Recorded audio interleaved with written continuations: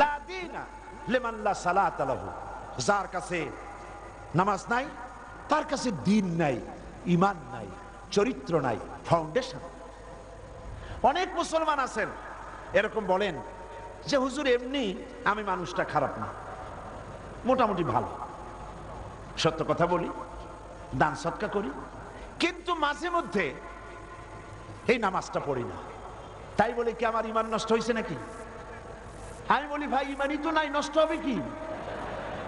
ঈমান তো থাকা লাগবে, তবে না নষ্ট হওয়ার প্রশ্ন। ঈমানই তো নাই। আপনাকে সর্বপ্রথম, আমি আল্লাহর বান্দা, আমরা কি? আমরা গোলাম।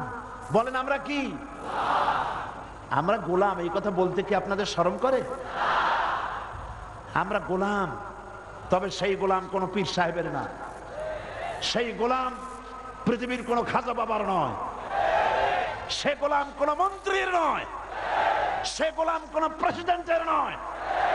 আমরা গোলাম বিশাল আকাশের মালিক, বিস্তীর্ণ এই জমিনের মালিক, কুল কায়নাতের মালিক আল্লাহ রাব্বুল আলামিনের গোলাম।